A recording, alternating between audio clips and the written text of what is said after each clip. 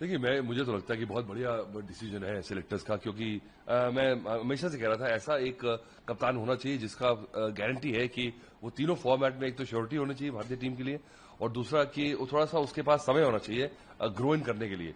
आप वैसे कहते तो हैं कि रविंद्र जडेजा जो है उसने उसकी जो परफॉर्मेंस है इतने सालों से खेल रहे हैं उसका बनता था, पर मैं सही मानता हूं कि उन्होंने वो बोट मिस कर दी अब क्योंकि अगर आते भी तो ये खिलाड़ी जो है हमारी टीम रेडी, जो नेक्स्ट जनरेशन रेडी है, उसमें थोड़ा सा गैप हो जाता। तो मुझे लगता है कि सही डिसीजन है और ऋषभ पंत को रिस्पांसिबिलिटी दी है। थोड़ा सा उनका थोड़ा मोरल डाउन हो गया था चैंपियंस ट्रॉफी के बाद, पर गौतम गंभीर के हाथ में है आपके किस तरह से ऋषभ पंत को वापस वो ऋषभ पंत बनने दें जो कि हमें चाहिए। क्योंकि ऋषभ पंत को अगर आपको उसको श्योरिटी नहीं लगेगी ना कि वो टीम उसके बिना नहीं चल सकती, तो वो आपको परफॉर्म नहीं करके देगा। तो वो फीलिंग लानी बहुत जरूरी है। इसलिए मैं कहता हूं कि कोच इतना जरूरी नहीं होता आजकल कि क्रिकेट में जितना कि मेंटोर जो होता है ना, मैन मैनेजर, वो ज्यादा जरूरी है एक अंतर्राष्ट्रीय टीम के लिए। तो शुभमन गिल का डिसीजन जो है फुल मार्क्स फॉर सिलेक्टर्स। बाकी जो टीम सिलेक्ट हुई है उसमें भी मैं बहुत खुश हूं। मुझे लगता है कि करुण नायर को जो दोबारा मौका दिया है, क्योंकि जो पुराने खिलाड़ी हैं ना, स्पेशली बैट्समैनशिप में जो पुराने खेले हुए हैं, काफी लंबे समय से खेल रहे हैं, उनकी क्वालिटी है, लीनेज है, उनको लाना बहुत जरूरी है। आप एक्साइटमेंट में आके एक यंगस्टर को खिला लें, जैसे साई सुदर्शन जो है, मुझे लगता है कि परफेक्ट एक सिलेक्शन है, क्योंकि उसकी जो क्वालिटी है, उसने हालांकि T20 में नाम कमाया, पर जो उसने जिस तरह से रन बनाए हैं, पता लगता है कि ये हायर क्वालिटी का प्लेयर है वो। करुण नायर की मैंने बात की, अभिमन्यु ईश्वरन जो है उनकी सिलेक्शन बहुत बढ़िया है, क्योंकि मुझे लगता है कि इतने सालों से रन पे रन बनाते चले जा रहे हैं, तो उनका आना बहुत जरूरी था। तो मुझे लगता है कि full marks to the selectors. हालांकि एक दो जो है आप क्या सोच रहे होंगे मोहम्मद शामी के बारे में, पर मैं कहता हूं मानते सही है, मोहम्मद शामी को भी पता है अंदर से कि टेस्ट मैच खेलने हैं ना, तो ये नहीं है कि आपको 10 ओवर ही डालने हैं। क्या पता अगर लंबी बैटिंग हो गई आगे और सेकंड थर्ड स्पेल हो गया और शाम को टी के बाद जो एक आपको एक्स्ट्रा बर्स्ट चाहिए होता है, अगर वो आपके स्पेयर एंड में नहीं है ना वो, तो फिर आप टीम को लेट डाउन कर देंगे। और जैसे ही जोर लगाया कहीं इंजर्ड हो गए तो पूरा लंबा दौरा है, 5 टेस्ट मैचेस की एक सीरीज होती है ना, इसमें बड़े उतार चढ़ाव आते हैं। तो I think it's a good team.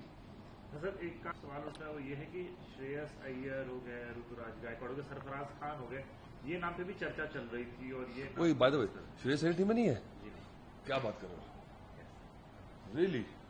Oh my God, अच्छा जी, चलो ठीक है। हाँ, वहां पर थोड़ा मे भी आप सरफराज खान, या मुझे सरफराज खान और श्रेयस अय्यर का नाम होना बहुत, मुझे लगता है कि एक ऐसी क्वालिटी है जो बैटिंग में मुझे हैरानी है कि चलो ऐसा लग रहा है कि सिलेक्टर्स ने मन बना लिया बोर्ड ने कि टोटली जो टेस्ट क्रिकेट का मुखड़ा अलग कर देंगे, पर सरफराज खान का नाम होना, क्योंकि ऑस्ट्रेलिया में उनको मौका नहीं मिला था 11 में खेलने का, और जितनी क्वालिटी उन्होंने जितनी दिखाई थी, झलक दिखाई थी, उस हिसाब से मुझे लगता है कि वो टेस्ट क्वालिटी के ही प्लेयर है, और उनको ना पिक करना, आप ऋतुराज गायकवाड़ के बारे में भी कह सकते हैं, पर मुझे लगता है श्रेयस अय्यर और सरफराज खान का ना होना, और ये the selectors have gone back two players like Eswaran और करुण नायर, ये बताता है कि थोड़ा माइंडसेट का शिफ्ट है बीसीसीआई में। सर यहाँ पर एक सवाल, विराट नहीं होंगे तो कौन होगा 4 नंबर? वो जो वॉइड है जो सचिन तेंदुलकर का विराट ने फिल किया था, विराट का कौन फिल करेगा? देखिए ऐसे मुझे लगता है नंबर 4 बनाना पड़ेगा, ऐसा नहीं कि आपको पका पकाया मिल जाएगा। आपको देखना है केएल राहुल के पास वो क्वालिटी है। केएल राहुल की बात करें तो केएल राहुल जैसा नंबर 4 नहीं मिल सकता आपको, और अगर आपके पास, क्योंकि ओपनिंग स्लॉट अब जायसवाल और शुभमन गिल ने जो दिक्कत पूरी कर दी है, वो आपके पास अगर स्लॉट फिल्ड है तो आप देख सकते हैं कि भाई उसमें अब आपको केएल राहुल के ऊपर वो बहुत बड़ा रोल है, क्योंकि अब वो हमारे जो बैटिंग स्पिरिट है वो केएल राहुल है अगर देखा जाए तो, क्योंकि बाकी जो नए प्लेयर्स हैं वो इतने श्योर नहीं है वर्ल्ड क्रिकेट में, और श्रेयस अय्यर रहते तो मुझे लगता है श्रेयस अय्यर का भी हक बनता था उस स्पॉट पे।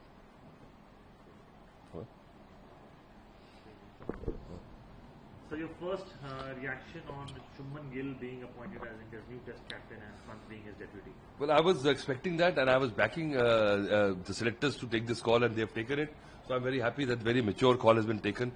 Especially, I mean, Shubman Gill is a surety in all 3 formats of the game for India. He's got that age, he's got that stature, he's got that swagger to become the Indian Test captain, and I see that if I just hope that he grows into the role, because of not having a couple of senior players, and the team maybe losing a couple of matches earlier on might just dent his confidence. But I just hope that selectors are in for the long haul. They've not taken this decision to go back on it.